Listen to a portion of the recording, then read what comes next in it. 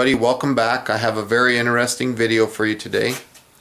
Right now in my hand I'm holding a 223 Remington bullet that I have picked up. It was out on the ground out at my local shooting area.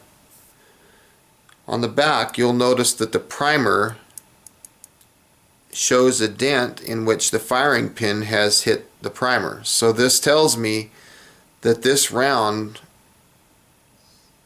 has been attempted to be fired. There's a small dent in the side, but what I want to show you in this video is not something that you would want to do on the norm, but it's more something to do with if you had to salvage a bullet like this in a survival situation.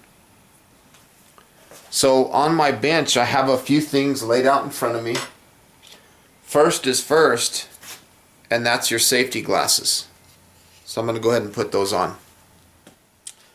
So I want to salvage the contents out of this bullet. So my first tool that I'm going to use is I'm going to use my bullet puller.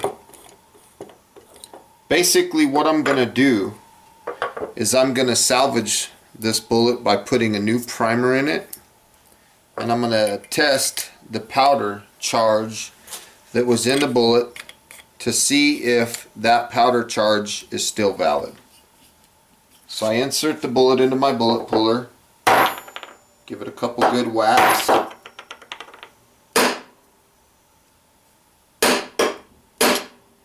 until all the contents drop. Once all the contents drop, I'm going to take my bullet puller, removing the case, and I'm going to dump all the contents into my bowl here. Now as you notice, there's no powder charge at all.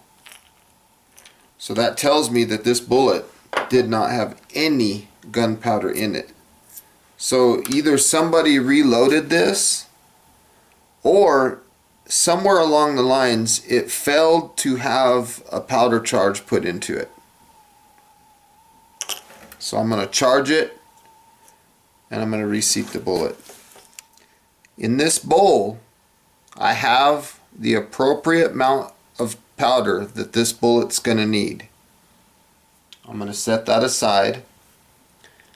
So what I need to do now is I need to take this case and I need to pull the old primer out. I need to insert a new primer. Of course I'm going to resize the case. I'm going to take the old bullet that was in there and I'm going to reseat that bullet. So to do that, I'm going to take my 223 shell holder, insert it into the press. I'm also going to take my decapping die for 223.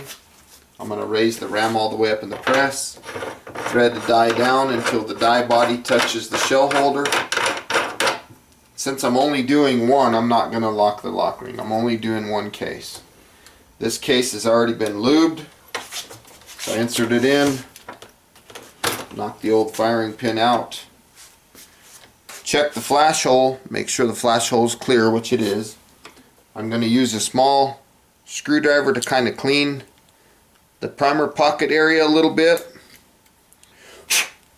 And again, check the flash hole. You can use a toothpick, you could use a piece of wire, anything. You just want to make sure that it's not plugged up. From here, I'm going to use my Lee Auto Prime tool. I have a small rifle primer in there. I already have the 223 shell holder installed, and I'm going to prime this case. So now we have a primed case ready to charge. Going to reach over here, take my funnel and my case, and I'm also going to take that powder charge that I had earlier, and I'm going to charge this case now. So now I have a charged 223 case with a new primer. From here,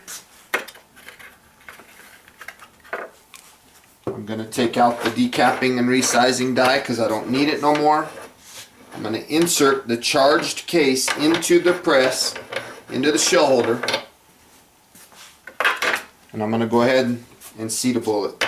But to adjust this die, I want to raise the ram all the way up, and I'm going to thread the die body down until it touches. One thing I want to make sure of is that I back out the bullet seating stem all the way out. Now I'm going to lower the die body down until it touches the case.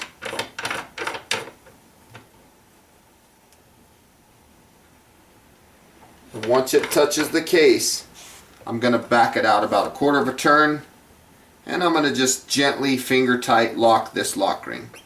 Since I'm only doing one case, it's not that big of a deal. Now we kind of got lucky in this bullet, because this bullet has a bullet crimping cantilever on it. So that basically tells us how far we need to seat this bullet. Now I'll be right back. I'm going to change angles with the camera. So I'm back. I have my charged case in there. I'm going to set the bullet in the case. I'm going to raise the ram, and I'm going to lower the bullet seating stem down clockwise until I feel it touch the bullet. From here I'm going to lower and give it small increments clockwise until I get this depth of the bullet in line with the cantilever. I'm going to zoom in so you can see real close.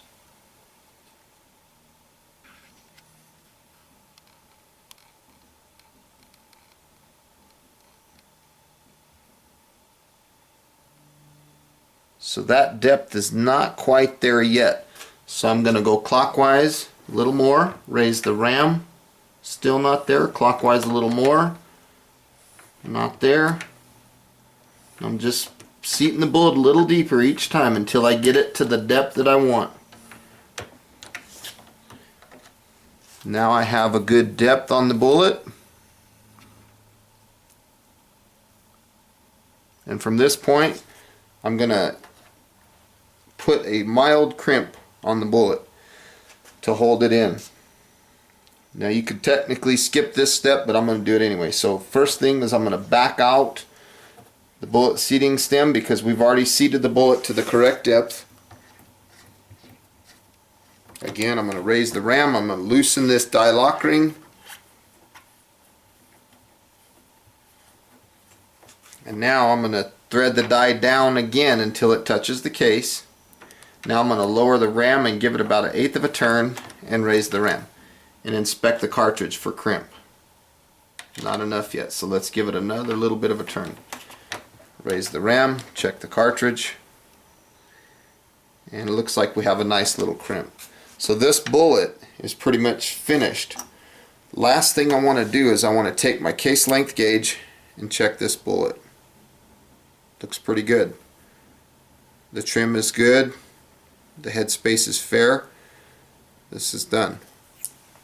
So this bullet has now gone through being a bullet that I found out at the range that didn't have, it had a spent primer, it didn't have any powder in it, and now we're prepared to put this in our weapon and fire it. So I hope you enjoy this video, and again, I want to stress that this is not something that you would want to do on the norm.